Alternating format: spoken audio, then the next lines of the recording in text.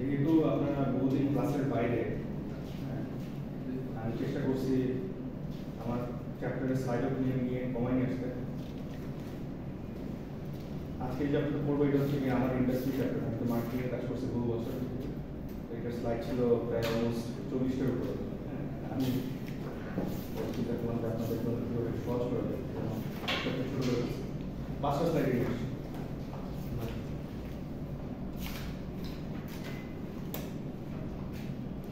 আচ্ছা, এই যে লাস্ট যে চ্যাপ্টারটা পড়াইছি, একটু নতুন চ্যাপ্টারটা করার আগে আপনাদের একটু ওভারভিউ দিই।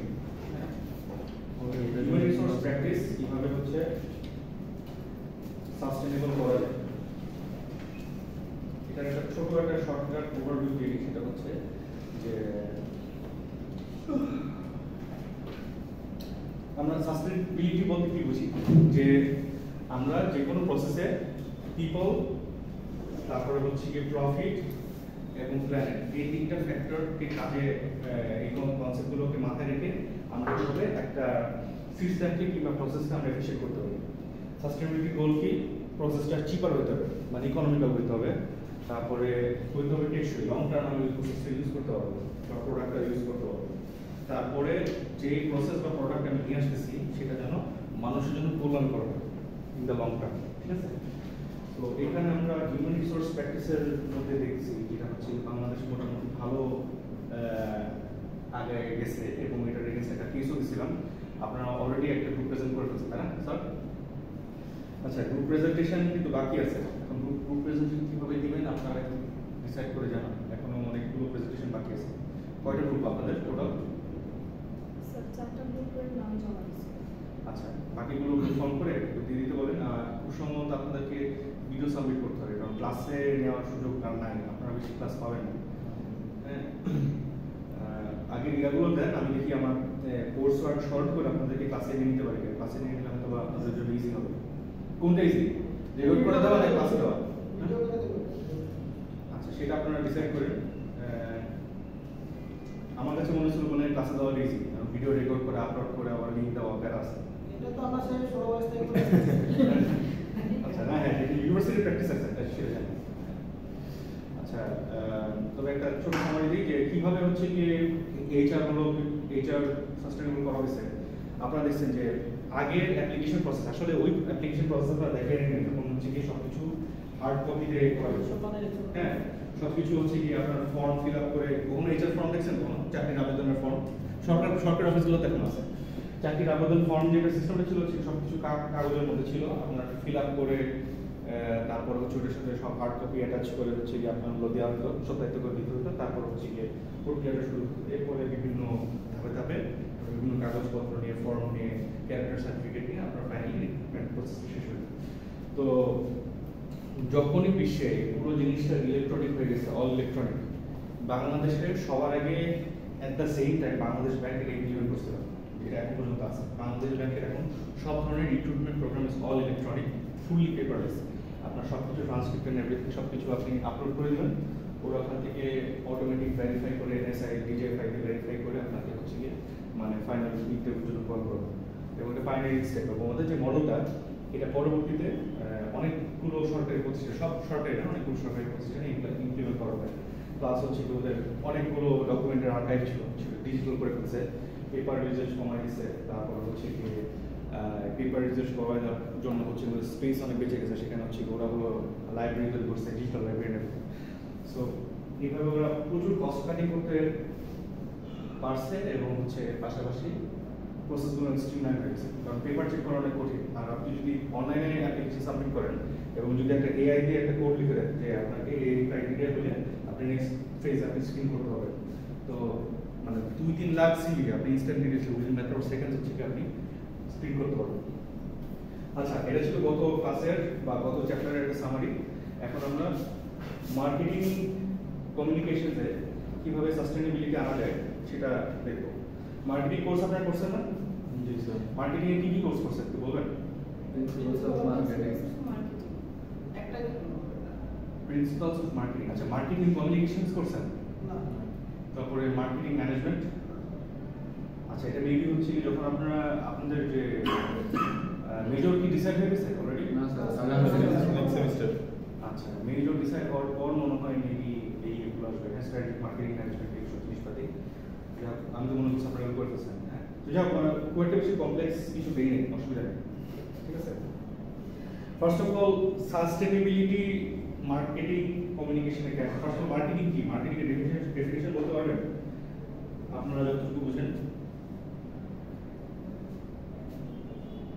আপনি যা বুঝেন বলেন বাংলা ইংরেজিতে আরবিতে তুমি কোনো প্রোডাক্ট বা কোনো ইয়া সম্পর্কে বিজ্ঞাপন দেওয়া বা জানা ওটা advertising। ওটা অ্যাডভার্টাইজিং মার্কেটিং ওটা স্যার প্রমোট করা কোনো কিছুকে প্রমোট করা কোনো কিছুকে প্রসার করা কোনো একটা প্রোডাক্টের আচ্ছা আচ্ছা আপনারা খালি অ্যাডভার্টাইজিং এর एग्जांपल দিচ্ছেন advertising is a sub topic of marketing sir কোনো এক্সট্রা এফোর্ট দেওয়া যেটাতে প্রোডাক্টটা কনজিউমারের কাছে আরো এটাও মার্কেটিং মার্কেটিং আইডি চিন্তা করেন মার্কেটিং জিনিসটা কি হতে পারে আপনারা তো প্রচুর মার্কেটিং ক্যাম্পেইন দেখছেন তাই না আপনারা বিজনেস ছাত্র ইংলিশে ক্লিয়ার থাকা উচিত কনসেপ্টটা আমরা তো এগুলো দেখছি নুডলস বানায় ফ্যামিলি খাওয়াইছে এটাই মার্কেটিং আচ্ছা মার্কেটিং এর খুব সিম্পল এক্সাম্পল সিম্পল একটা ইয়াতে ডেফিনিশন দিই মনে রাখবেন এটা হচ্ছে কি চাকরিতে আপনাদেরকে জিজ্ঞেস করা হবে 100% যে কোনো সেলস জবে মার্কেটিং জবে ম্যানেজমেন্ট জবে এই বেসিক ইয়াটা কনসেপ্টটা আপনার ক্লিয়ার থাকা উচিত এই প্রশ্ন করবে মার্কেটিং বলতে তুমি কি বুঝো হ্যাঁ কারো কাছে খাতা কলম থেকে লিখে রাখেন ঠিক আছে marketing is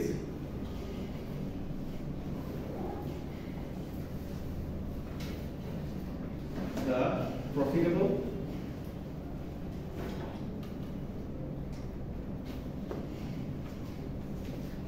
the current whatever is the creation of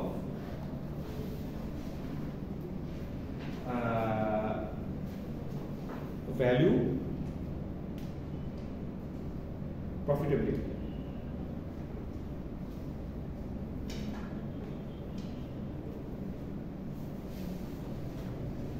দেখছেন তো আচ্ছা জিনিসটা একটু বুঝাই দিই ফার্স্ট অফ অল মার্কেটিং এর গোলটাই হচ্ছে ভ্যালু ক্রিয়েশন করা ভ্যালু ক্রিয়েশন করে কোনটা এক্সচেঞ্জ করা এবং ইভেন্চুয়াল গোলটা হচ্ছে কি প্রফিটেবলি করা হ্যাঁ ভ্যালু ক্রিয়েশন কি ধরুন হচ্ছে যে আপনি একটা কলম বিক্রি করবেন কথা কথা ঠিক আছে আপনার বাজারে অনেক কলম আছে আপনার হচ্ছে কি কম্পিটিটিভ প্রাইসে আপনার প্রোডাক্টটা সেল করতে হবে হ্যাঁ তো আপনার কলমটা কেন মানুষ কিনবে সেটার জন্য আপনার কিছু কি সেলিং পয়েন্টস বা ইউনিক সেলিং পয়েন্টস তৈরি করতে হবে হতে পারে ওটা বাজারের বন্ধুমার অ্যাভারেজ প্রোডাক্টের থেকে দাম কম কিংবা ওটার মধ্যে এমন কিছু ফিচার আছে যেটা অন্য কোনো কলমে নেই ঠিক আছে এই প্রত্যেকটা ফিচার যেটা হচ্ছে অন্যান্য অ্যাভারেজ প্রোডাক্টে নাই আপনার প্রোডাক্টে আছে এটা হচ্ছে কি আপনার ক্লায়েন্টের জন্য ভ্যালু এডিশন করতেছেন ফিউচার কনজিউমারের জন্য ভ্যালু এডিশন করতেছেন রাইট বুঝতে পারছেন সো এই যে ভ্যালু এডিশনটা করতেছেন এই ভ্যালু এডিশনের পরে আপনার গেইনটা কি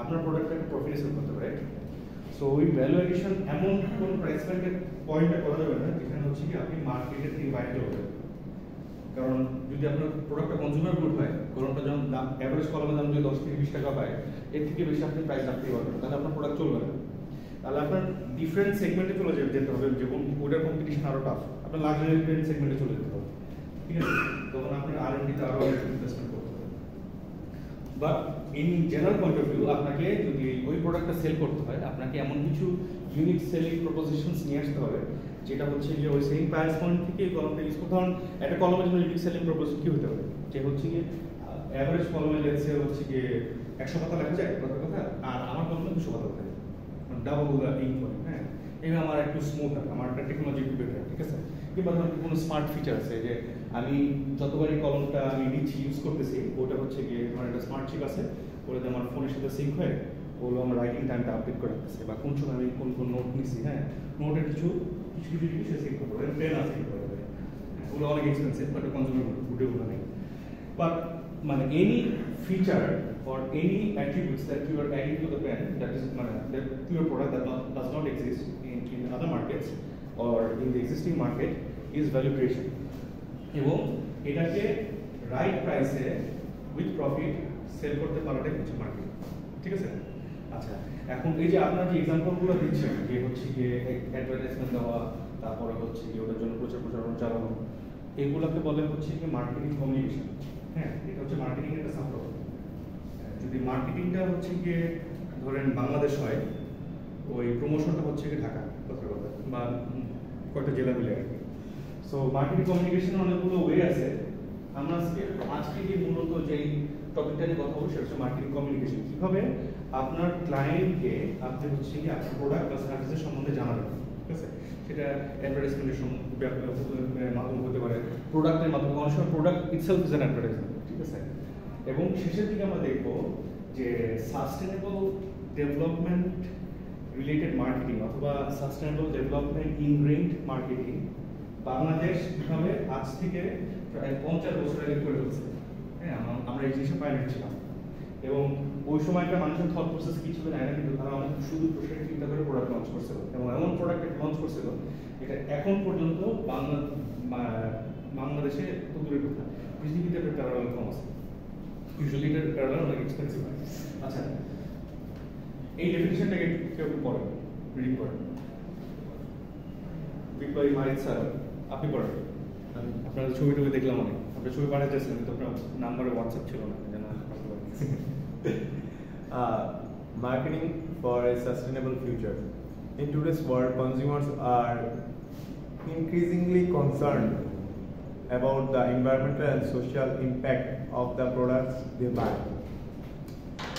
This presentation will explore the concept of marketing in sustainable development, outlining strategies business can use to promote their sustainability efforts and connect with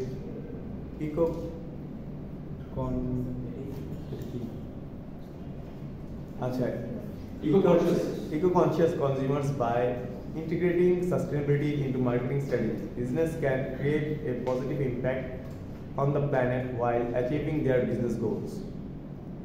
আচ্ছা, সুন্দর স্যার, আপনি একটু বলেন তো আপনার ক্লাসে বন্ধুদের বুঝে বলেন কি বলছে।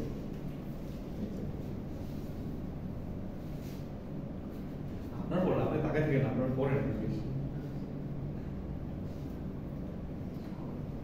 স্যার বলতে পারবো না। হ্যাঁ, এত মনে চিন্তা করে এরকম সহজ বিষয় দেখেন, দেখেন আচ্ছা, আমরা হাসাহাসি না করি, আমাদের অনেক কিছু কভার করতে হবে। হ্যাঁ, আচ্ছা, এখানে বলছি যে এখনকার বিষয় হচ্ছে গিয়ে মানুষ যত সামনের দিকে কাছে মানুষজন হচ্ছে কি তার যে প্রোডাক্ট বা সার্ভিসগুলো ইউজ করতেছে সেটার এনভায়রনমেন্টাল ইম্প্যাক্টটা কি, পরিবেশে এটার প্রভাবটা কি, এটা নিয়ে মানুষজন অনেক চিন্তিত। ঠিক আছে? এবং তারা যেহেতু চিন্তিত, আমাদের যারা মার্কেটিয়ার্স বা বিজনেসম্যান বা এন্টারপ্রেনার্স, আমাদের আসলে সেই রিলেটেড প্রোডাক্ট বা সার্ভিসেস নিয়ে আসা উচিত। হ্যাঁ, কারণ যেহেতু মার্কেট শিফট হচ্ছে, মানুষের চয়েস প্রেফারেন্সের শিফট হচ্ছে, সেই অনুযায়ী যদি আমাদের স্ট্র্যাটেজিসগুলো অ্যালাইন না করতে পারি, পরবর্তীতে আমরা ব্যবসা করতে পারবো। হ্যাঁ, এবং আমরা এটা এক্সপ্লোর করবো যে কিভাবে সাস্টেনেবল মার্কেটিং এর মাধ্যমে যদি আমরা আমার বিজনেস ডিসিশনসগুলো অ্যালাইন করতে পারি, কিভাবে এটা একটা প্রফিটেবল বিজনেস হইতে পারে বা একটা মোর সাস্টেনেবল বিজনেস হইতে পারে ইন দ্য লং রান। ঠিক আছে? ইংরেজি একটু আপনাদের ইমপ্রুভ করতে হবে। আচ্ছা, সাস্টেনেবল মার্কেটিং কি?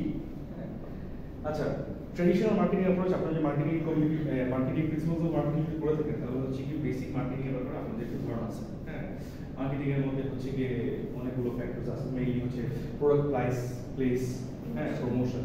এই 4 পিস অফ মার্কেটিং হচ্ছে গিয়ে মার্কেটিং এর বেঞ্চমার্ক বা বেস। এখান থেকে আমরা বিভিন্ন কনসেপ্ট বিল্ড করে হচ্ছে গিয়ে প্রোডাক্ট এবং সার্ভিস অনুযায়ী আমরা অ্যাপ্লাই করে থাকি। হ্যাঁ, এটার উপরে আরেকটা লেয়ার হচ্ছে কি সাস্টেনেবল মার্কেটিং। যেমন ডেভেলপমেন্ট এবং সাস্টেনেবল ডেভেলপমেন্টের মধ্যে একটা ক্লিয়ার ডিস্টিংশন আছে। ডেভেলপমেন্ট হচ্ছে শর্ট টার্ম, সাস্টেনেবল ডেভেলপমেন্ট হচ্ছে লং টার্ম।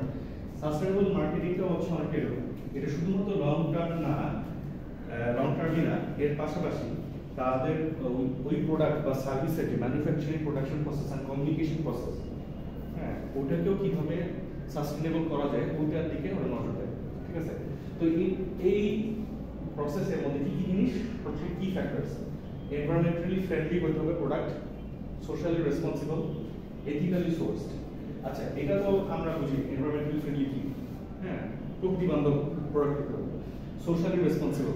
আপনি যে প্রোডাক্টটা বানাচ্ছেন সেটা হচ্ছে কি সোসাইটিতে কোনো নেগেটিভ ইম্প্যাক্ট করতেছে। ধরেন আপনি হচ্ছে ওষুধ বানাচ্ছেন, ফাইন, কোনো ইম্প্যাক্ট নেই, হয়তো পজিটিভ ইম্প্যাক্ট আছে, হ্যাঁ, কিন্তু সেম একটা ওষুধ কোম্পানিতে নেগেটিভ ইম্প্যাক্ট থাকতে পারে। ধরেন আপনি ওষুধ বানাচ্ছেন যাদের হচ্ছে গিয়ে হাইপারটেনশন, ঘুমাইতে পারে না তাদের জন্য, এই ওষুধ স্টুডেন্টরা খায় ঘুমাইতেছে, তাহলে এটা জিনিসটা ঠিক হলো না।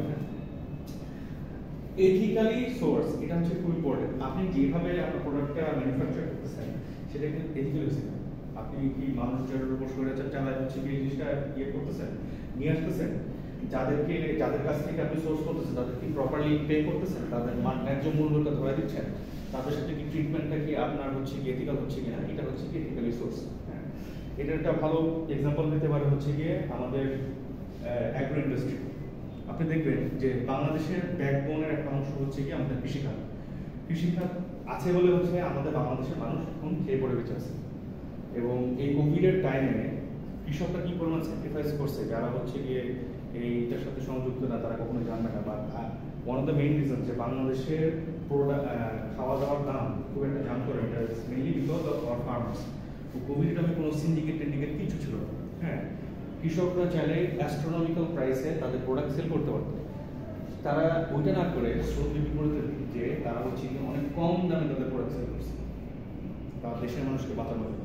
হ্যাঁ, এটাও আমার কাছে মনে হয় এই যে সোর্সিং প্রসেসটা নর্মালি যেভাবে হয় যে হচ্ছে কি সবজি বা হচ্ছে অন্যান্য জিনিস যেগুলো সোর্সিং করা হয় অনেক মানে আনরিয়েলিস্টিকলি কম দামে হচ্ছে কি ওদেরকে স্ক্রিন নিয়ে আসা হয় এবং আনরিয়েলিস্টিকলি বেশি দামে বিক্রি করা হয় মার্কেটে। এটা হচ্ছে কি এটা একটা good example of unethical sourcing, ঠিক আছে?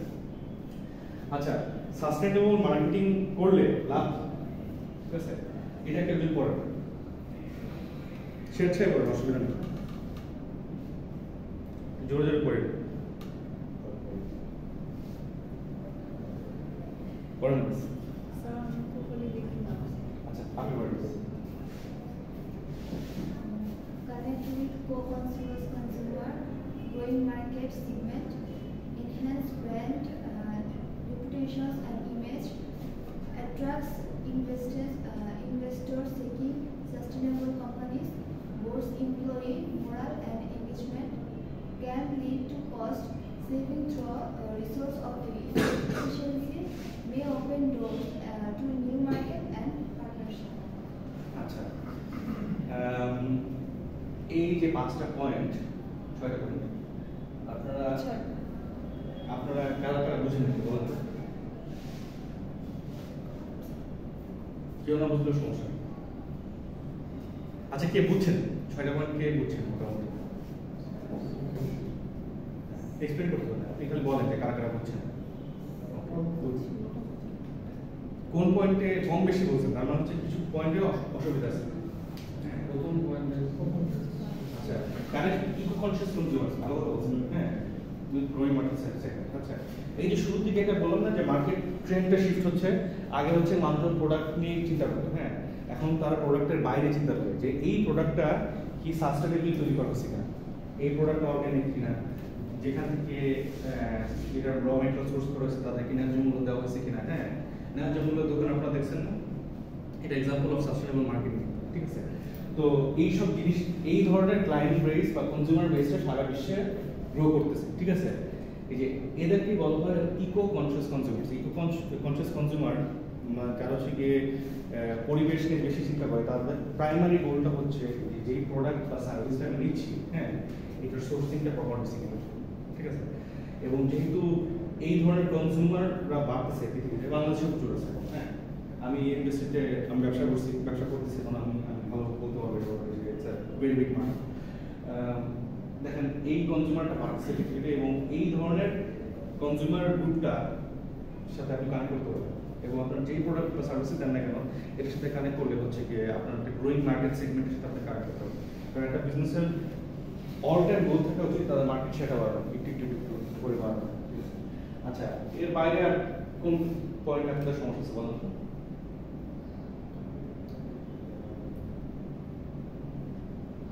আচ্ছা, আমি একটু ব্রিফলি আপনাদেরকে বলে দিই।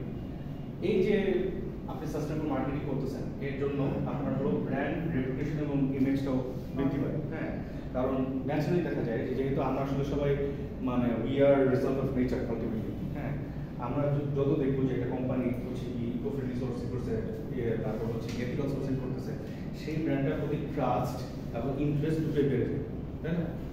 তারপরে attracts investor seeking sustainable companies. আমি অনেক আগে গার্মেন্টস ইন্ডাস্ট্রির একটা এক্সাম্পল দিয়েছিলাম যে তারা হচ্ছে কি যে সাস্টেনেবল ডেভেলপমেন্ট গোলসের সাথে কমপ্লাই করে, তারা ন্যাচারালি বেশি ইন্টারন্যাশনাল বায়ার্স পায়। এটা যেভাবে পায়, আবার আরেকটা রিভার্স ঘটনা ঘটে, যেখানে হচ্ছে দেখা যাচ্ছে যে অন্যান্য সব গার্মেন্টসরা সিমিলার প্র্যাকটিসেস করতেছে, কিন্তু আমি কমপ্লাই করতেছি না, এবং আমি যদি কমপ্লাই না করি সব ব্যবসা তো ওরা নিয়ে যাবে। পিয়ার প্রেশারের একটা বিষয় আছে, so it works both wedge. হ্যাঁ, তারপরে boost employee moral and engagement. দেখেন, একটা কোম্পানি, যে কোম্পানিতে আপনারা চাকরি করতেছেন, ওই কোম্পানির সম্বন্ধে বাইরের মানুষের যদি ভালো ধারণা থাকে, তাহলে আপনার ওই কোম্পানিতে কাজ করতে ভালো লাগবে না। ফর এক্সাম্পল, আমি নর্থ সাউথে কাজ করি। নর্থ সাউথ হচ্ছে কি বাংলাদেশের নাম্বার 1 প্রাইভেট ইউনিভার্সিটি। এই যে মানুষের যে অ্যাপ্রিসিয়েশনটা পাচ্ছেন আপনি, এটার জন্য আপনার কাজ করতে ইন্টারেস্টেড বেশি ফিল করেন, এনথুসিয়াস্টিক ফিল করেন না, এটাই বোঝানোর চেষ্টা করছি। সিমিলারলি মানে এফএমসিজি ক্ষেত্রে যদি আপনার কোম্পানির রেপুটেশন রাইজ হয় এবং এটার জন্য আপনার কোম্পানির সম্বন্ধে মানুষজন পজিটিভ কথাবার্তা শুরু করে, সেটার জন্য আপনার ইন্টারনাল এমপ্লয়ি এঙ্গেজমেন্টটা বেটার হয়। এবং ইন্টারনাল এমপ্লয়িরা যদি ভালো থাকে, তার মানে কোম্পানি ভালো দিকে যাচ্ছে না আলটিমেটলি। এটা কিন্তু পার্ট অফ প্রফিটেবিলিটি। একজন এমপ্লয়ি যদি সুখী থাকে, সে যদি তার কাজে হ্যাপি থাকে, তার সেটার জন্য আপনার কিন্তু কোম্পানির প্রফিটেবিলিটি মানে হচ্ছে বাড়বে, গ্রোথ বাড়বে, রাইট? আচ্ছা, যেহেতু আপনি সাস্টেনেবল প্র্যাকটিসেস আপনার কোম্পানির মধ্যে নিয়ে আসছেন অলরেডি, এটা ন্যাচারালি হচ্ছে কি আপনাকে কস্ট সেভিং এর দিকে নিয়ে যাবে, কারণ আপনি রিসোর্সগুলো এফিশিয়েন্টলি ইউজ করতেছেন। কারণ আমরা শুরুতেই পড়ছি সাস্টেনেবল ডেভেলপমেন্টের একটা গোলই ছিল যে প্রফিট করতে হবে, এবং প্রফিট করতে গেলে কি করতে হবে, যত ধরনের আননেসেসারি কস্ট যতভাবে কমানো যায় কমাইতে হবে। এবং এই অ্যালাইনমেন্ট আসার জন্য আপনার দেখা যাচ্ছে যে ওভারঅল অপারেশনাল কস্ট এবং প্রোডাকশন কস্ট কমে আসতেছে, এবং ওভারঅল আপনি এই পুরো প্রসেসটা ইন্টিগ্রেট করার পর দেখবেন যে ধরেন আগে আপনি ধরেন শুধুমাত্র বাংলাদেশে সার্ভ করতেছিলেন, এখন দেখবেন যে এই সেম প্রোডাক্ট এবং সার্ভিসের অন্যান্য দেশেও চাহিদা আছে, যেখানে হচ্ছে কি মানে যথেষ্ট পরিমাণ সাপ্লাই নেই, সেই সব মার্কেটসেও আপনি হচ্ছে সাপ্লাই দিতে পারবেন।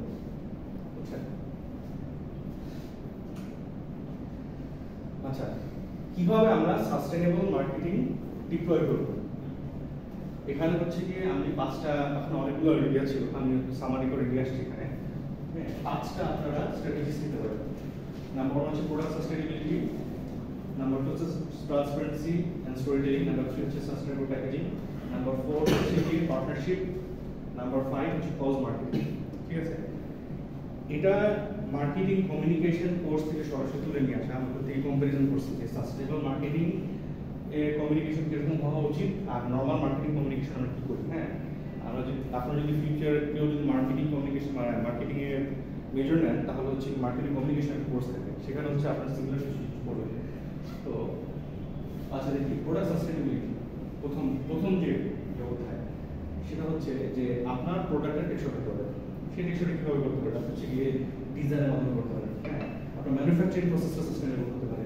হ্যাঁ, এবং ধরুন এমনভাবে আপনি ম্যানুফ্যাকচার করতেছেন, সেখানে হচ্ছে গিয়ে ধরুন আপনি কার্বন এমিশন আপনার কম, হচ্ছে গিয়ে সবাই যারা কাজ করতেছে তারা সেভাবে মানে সুস্থভাবে ব্যবহার করতেছে, সোর্সিংটা হচ্ছে গিয়ে এথিক্যাল হচ্ছে, মানে কি যে আমি যার কাছ থেকে যে র মেটেরিয়াল নিচ্ছি, অফকোর্স আমার ব্যবসা করতে হবে, তাই না?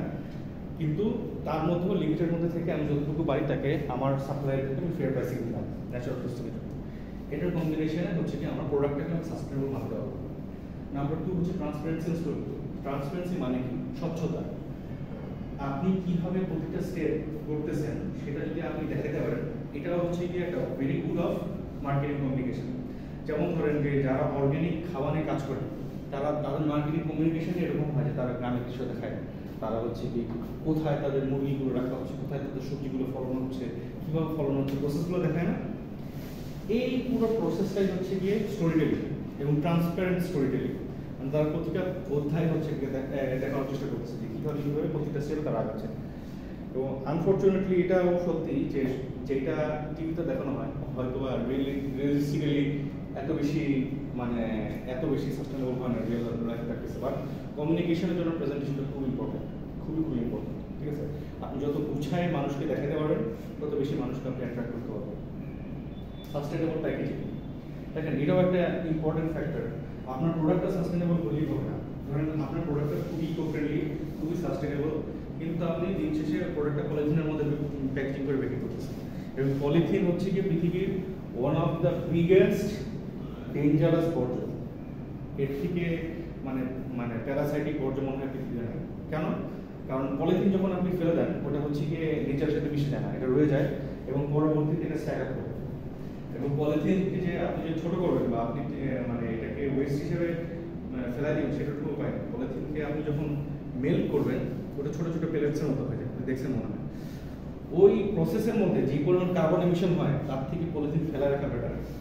হ্যাঁ, খুবই পুরো এন্টার প্রসেসটাই হচ্ছে গিয়ে খুবই কামবারসাম এবং খুবই ডেঞ্জারাস, টক্সিক একটা গ্যাস বের হয়। হ্যাঁ, ইথেন গ্যাস। আচ্ছা, পলিথিনটা কিসের থেকে আসে জানেন? পলিথিন কি? তেলের মতো গুঁড়ো হয়। পেট্রোলিয়ামের বাই প্রোডাক্ট, পেট্রোলিয়াম থেকে আসে। আচ্ছা, 4 নম্বর হচ্ছে পার্টনারশিপ। হ্যাঁ, ঠিক আছে, আপনি ধরলাম যে আপনার সাস্টেনেবল বিজনেস আপনি করতে চান, প্রোডাক্ট সার্ভিসেস, ঠিক আছে, কিন্তু দেখা যাচ্ছে যে আপনি একটা সাস্টেনেবল প্রোডাক্ট লঞ্চ করতে গেলে আপনার হচ্ছে সহজেই আপনি সব কিছু সাস্টেনেবল করতে পারতেছেন না, কারণ কিছু জিনিস বাইরে থেকে নিয়ে আসতে হচ্ছে, র ম্যাটেরিয়ালস। এখন আপনি যদি এমন অর্গানাইজেশনের সাথে পার্টনার করেন তারা শুধুমাত্র সাস্টেনেবল প্রোডাক্টসে আপনাকে দিচ্ছে। ফর এক্সাম্পল, আপনি বানাচ্ছেন শ্যাম্পু, ঠিক আছে, শ্যাম্পুর যে বেসিক এলিমেন্ট কিছু ফ্যাটের প্রয়োজন হয়, তারপর কিছু সুগন্ধির প্রয়োজন হয়, কিছু কেমিক্যালসের প্রয়োজন হয়, ইন্টারমিডিয়েটের প্রয়োজন হয়, এটার কম্বিনেশন শ্যাম্পু করা, এমলসিফায়ার প্রয়োজন হয়। সো আপনি দুইটা ওয়েতে অ্যাপ্রোচ করতে পারেন, একটা হচ্ছে ফুল কেমিক্যাল দেওয়া, কেমিক্যাল দিয়ে তৈরি করে, অথবা চেষ্টা করা কিছু ন্যাচারাল এলিমেন্টস এর ভিতরে নিয়ে আসে। যেমন আজকাল শ্যাম্পু তৈরি হচ্ছে কোকোনাট অয়েল দিয়ে, সরিষার তেল দিয়ে তৈরি হচ্ছে, অ্যাভোকাডো অয়েল দিয়ে তৈরি হচ্ছে। হ্যাঁ, যদিও অনেক এক্সপেন্সিভ, বাট আমার ধারণা over the years of time এই রিসার্চ অ্যান্ড ডেভেলপমেন্ট চলতে চলতে এবং প্রোডাকশন চলতে চলতে এটা একসময় চিপলি অ্যাভেলেবল হয়ে যাবে। এখন যদি expensive, in the long run এটা হচ্ছে সাধারণ মানুষের প্রোডাক্ট মধ্যে চলে যাবে। কজ মার্কেটিং, এটা হচ্ছে সবচেয়ে ইম্পর্টেন্ট। আপনি যে করতেছেন, হ্যাঁ, এই এতগুলো প্রসেস করতেছেন, আপনি হচ্ছে কি আপনার প্রোডাকশন ভালো, আপনার মানুষের সাথে কমিউনিকেশন ভালো, হ্যাঁ, আপনার অ্যাডভার্টাইজিং ভালো, সবই ভালো, কিন্তু কেন করতেছেন এই জিনিসটা কমিউনিকেট করা সবচেয়ে বেশি ইম্পর্টেন্ট। হ্যাঁ, আমি বললাম যে আমি সব কিছু গ্রিন নিয়ে করছি, অর্গানিক করছি, কিন্তু মেইন কারণটা কি? ধরেন আপনি যদি চুলের প্রোডাক্ট বানান, আপনার মেইন কজ মার্কেটিং আপনার দেখানো উচিত যে অর্গানিক জিনিসটা ব্যবহার করার কারণে আগে যে আপনার চুল পড়ে যেত বা চুলের যে ক্ষতি হতো, তাকে যে ক্ষতি হতো সেটা হবে না, বরঞ্চ তাও আগের থেকে ভালো থাকবে। একটা অ্যাকচুয়াল রিজন, সলিড কংক্রিট একটা রিজন দেখানো। কিংবা এই যে আমরা এত কষ্ট করে এই এথিক্যালি সোর্স করে ভেজিটেবল আপনাকে দিচ্ছি, এটা শুধুমাত্র আপনি লাভবান হচ্ছেন না, এই যে গ্রামের কৃষকগুলো আছে তারাও লাভবান হচ্ছে। একটা সুন্দর একটা আমরা পজিটিভ ইকোসিস্টেম দেখতে পাচ্ছি। এই কারণটা যদি আপনি প্রপারলি কমিউনিকেট করতে পারেন, this would be a good strategy for your product and service. ঠিক আছে, আমরা অনেক বড় একটা চ্যাপ্টার মোটামুটি অনেক শর্টে দেখাই দিলাম। এখন আমরা শেষ করবো একটা বাংলাদেশি এক্সাম্পল দিয়ে। বাংলাদেশের প্রোডাক্টের নাম বলেন তো, যেটা হচ্ছে গিয়ে ইকো ফ্রেন্ডলি, পুরনো এবং ইকো ফ্রেন্ডলি এবং হচ্ছে সাস্টেইনেবল। সাস্টেইনেবল লাগে। হ্যাঁ, সোলার প্যানেল কি বাংলাদেশি প্রোডাক্ট তাকে বলেন? ইনোভেটর কারা? জার্মান। হ্যাঁ,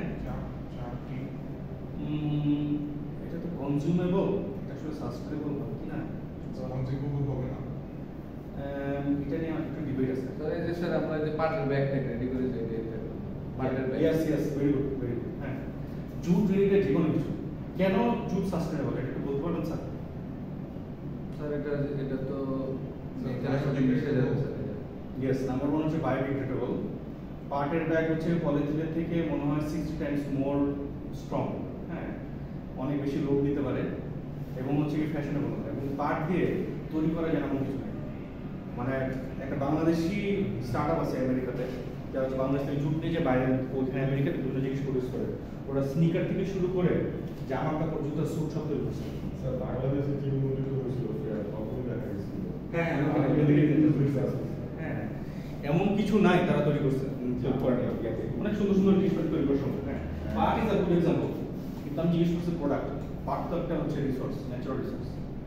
প্রোডাক্টের একটা নাম বলেন, এটা গভীর অবশ্যই। স্যার আড়ঙ্গে স্যার ওই যে বিক্রি করে যে হ্যাঁ আড়ঙ্গে মানে বেতের হ্যাঁ, এটা sustainable product but not ethically sourced. এটা গেঞ্জাম আছে।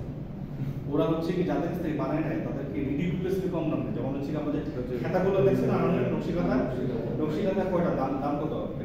স্যার এইটুকু যেগুলো ওয়ালে যেগুলো একটা করে 2000-2200 এইটুকু ওরা কত দেশ সোর্স করে জানেন? 200 এরকম 100 টাকা। হ্যাঁ, যেগুলো খুব বড় বড় খাতাগুলো মনে হয় হচ্ছে 800 টাকা দেয়, আর 7-8 হাজার টাকা বিক্রি করে। চিন্তা করতে পারবেন না কি পরিমাণ স্বৈরাচার ওরা নিজে।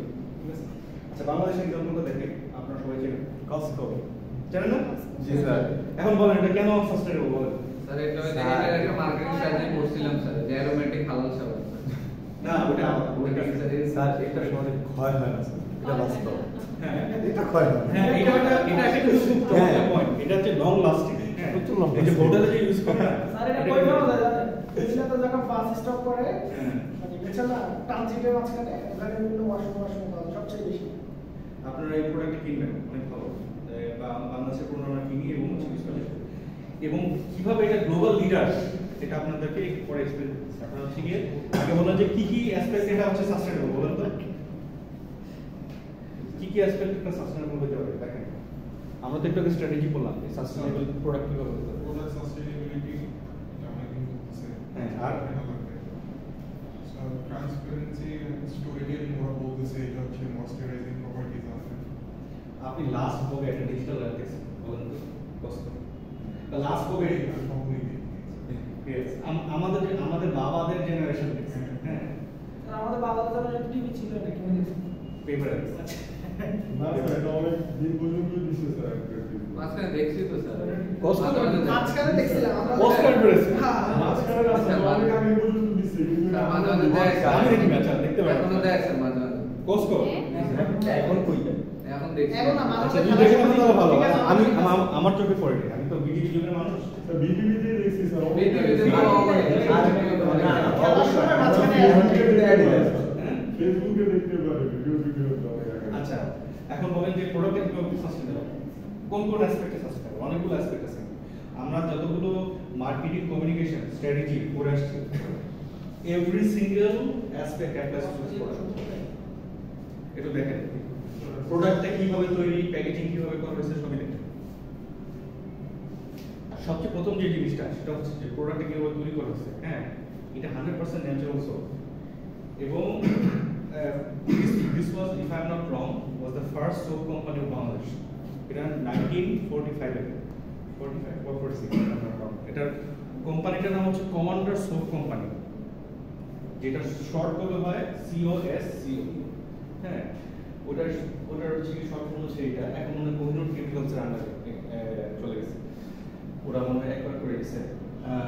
ওরা হচ্ছে গিয়ে যেই প্রোডাক্টটা ওই সময় তৈরি করছে, ফার্স্ট অফ অল প্রথম সোপ কোম্পানি ছিল, আমাদের চিন্তা ভাবনা ছিল অনেক শুধু হিসেবে আমি শুধু সাবানই বানাবো না, আমি এমন একটা সাবান বানাবো যেটা সবার থেকে আলাদা। তখনকার ওই সময়কার সোপ ছিল হচ্ছে সলিড, এখন আমাদের সোপ এরকম। ওই সময়কার সোপের কোনো শেপ ছিল না, এটা এরকম বারের মতো ছিল। মাখন যেমন দেখছেন না সোজা কাটা একটা বারের মতো থাকে, ওই যুগের সোপ এরকম ছিল। ওরা ওই সময় একটা 3D স্ট্রাকচার নিয়ে আসছে সোপের মধ্যে ফার্স্ট। সেকেন্ড যেটা করছে সোপটা ট্রান্সপারেন্ট, ওই সময় কোনো ট্রান্সপারেন্ট সোপ ছিল না, অ্যাটলিস্ট ওই যুগের মানুষ কখনো দেখেনি। ঠিক আছে, হয়তোবা বাইরের বিশ্বে ছিল, মানে ব্রিটিশ ইংল্যান্ডে ছিল, আমাদের এই অঞ্চলে এই অঞ্চল বলতে হচ্ছে পাকিস্তান, ইন্ডিয়া, বাংলাদেশ, এখানে কেউ দেখে কষ্ট একচেটিয়া ব্যবসা করছে। আচ্ছা 3 নাম্বার হচ্ছে যে এলিমেন্ট দিয়ে তৈরি করছে, গ্লিসারিন আর যে আছে, হ্যাঁ এসব যে পেট্রোলিয়ামের বাই প্রোডাক্ট ন্যাচারাল, এবং এটা হচ্ছে কি স্পেশালি কিছু মানুষের স্কিন ডিজিজ আছে, সোরিয়াসিস, যে স্কিন ড্রাই হয়ে যায় তারপর ব্লিড করে, এটার জন্য এসেনশিয়াল। মানে নরমালি হচ্ছে আপনার যদি এই ডিজিজটা হয়, ডাক্তার আপনাকে কিছু বিদেশি সোপ ইয়ে করবে, সাজেস্ট করবে ইউনিলিভারের। এই সোপগুলো স্টার্টিং প্রাইস হচ্ছে পার বার মানে 1200 না 1300 টাকা। এটা দাম কত? Below 100 if I'm not wrong. So মানে আচ্ছা ঠিক আছে, প্রোডাক্টের ইন্টারনাল ইয়ে গেল এবং এথিক্যালি সোর্স, হ্যাঁ, এবং গ্লিসারিনটা হচ্ছে কি ওরা গুলো মানে এই আফগানিস্তান বা কোথা থেকে সোর্স করতে, এখন হচ্ছে গিয়ে ওদের সাথে ট্রেড রুট বন্ধ হয়ে যাওয়াতে মানে রাশিয়া থেকে নিয়ে আসে। এরপরে গেল হচ্ছে গিয়ে এরপরে হচ্ছে প্যাকেজিং তো দেখেন ওই সময় কিন্তু সোভিয়েত প্যাকেজিং ডিফারেন্ট ছিল। ওই সময় প্যাকেজিং ছিল যে এই ধরনের কাগজ দেখছেন যে তেল তেলা কাগজ, অয়েল পেপার বলে, হ্যাঁ, ওই সময় মুড়াই দিত। ওরা ওই সময় এই ওইটাতে না যে ওরা ছিল সরাসরি কাগজের ইয়ে নিয়ে আসছে বা কালার প্রিন্টিং করছে ওই সময়। ওটা ওই সময়কার জন্য একটা প্রচন্ড রেভলিউশনারি একটা প্রোডাক্ট ছিল, হ্যাঁ। এবং আমার কাছে মনে হয় যে এখনকার সময়েও আপনি আরেকটা ডিফারেন্স অফ দেখান তো বাংলাদেশ বা বিদেশ মিলে যারা হচ্ছে এই প্রাইস পয়েন্টে এই প্রোডাক্ট দিচ্ছে আছে নাই কিন্তু। সো ইন দ্যাট অ্যাসপেক্ট এটা হচ্ছে কি একটা ওয়ার্ল্ড পাইনিয়ার। এবং যে ভাবে হচ্ছে ইউজ করা হয়েছে, কস্কো হচ্ছে এখন হোটেলে সাবান হয়ে গেছে, কিন্তু একটা সময় ছিল যখন কস্কো সাবান বিয়েতে না দিলে সে বিয়ে হতো, বিয়ের প্রসাধন হিসেবে দেওয়া হতো, ঠিক আছে। তো ওই সময়টা খুবই লাক্সারিয়াস প্রোডাক্ট ছিল। ওই সময় কিন্তু দাম খুবই বেশি, মানে স্ট্যান্ডার্ড সোপের থেকে একটু বেশি ছিল, কারণ তখন যেহেতু ওরা প্রথম প্রোডাকশন শুরু করছে, ডেফিনেটলি ইম্পোর্টেড সোপের থেকে ওদের প্রোডাকশন কস্ট একটু হাই ছিল। তারপরে মানুষ কিন্তু এই জিনিসটা দেশীয় প্রোডাক্ট, তখন হচ্ছে গিয়ে তখন আমাদের মানে দেশাত্মবোধ যেটা আস্তে আস্তে জায়গা শুরু হয়েছে। এরপরে তো আন্দোলন হলো, বিভিন্ন ভাষা আন্দোলন হলো, তারপর হচ্ছে গিয়ে আমাদের মুক্তিযুদ্ধ হলো, এরপরে হচ্ছে গিয়ে এই কোম্পানির ট্রানজিশন হলো, কোহিনুর কেমিক্যাল একটা নিয়ে নিলাম, হ্যাঁ। তখনকার সময় মানুষের মধ্যে একটা দেশীয় প্রোডাক্ট ইউজ করবে এরকম একটা সাইকোলজি কাজ করবে, এটা এখন আবার চলে গেছে। কস্কো কেন নাই এখনকার জামানায় মানে এত বেশি ভিজিবল, একটা মেইন কারণ হচ্ছে মার্কেটিং কমিউনিকেশন, আর কিছু না। মার্কেটিং কমিউনিকেশনের মধ্যে একটা ইন্টেগ্রাল পার্ট হচ্ছে যে আপনার প্রোডাক্ট ডাইভার্সিটি থাকতে হবে, এটা মাস্ট। এখন কস্কো ওরা ওই যুগে যুগে একটা প্রোডাক্ট বানায় গেছে, কোনো ডাইভার্সিটি আনে। লাক্সে দেখেন, লাক্সের যে বেসিক যে সোপ বার ওটার মনে হয় 100টা ভ্যারিয়েন্ট আছে, এমন কোনো ফুল নাই যেটা ফ্লেভার নাই লাক্সের মধ্যে, হ্যাঁ।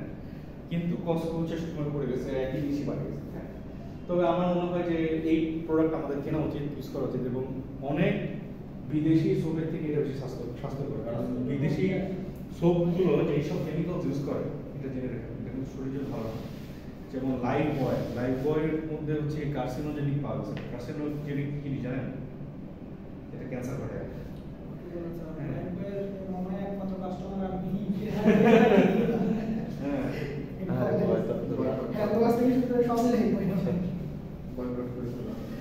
তো ঠিক আছে, আজকে আমাদের ক্লাস এই পর্যন্তই। আপনাদেরকে জাস্ট একটা আরেকটা চ্যাপ্টার পড়াবো, ঠিক আছে? পড়া হলো আপনাদের ইয়ার শেষ।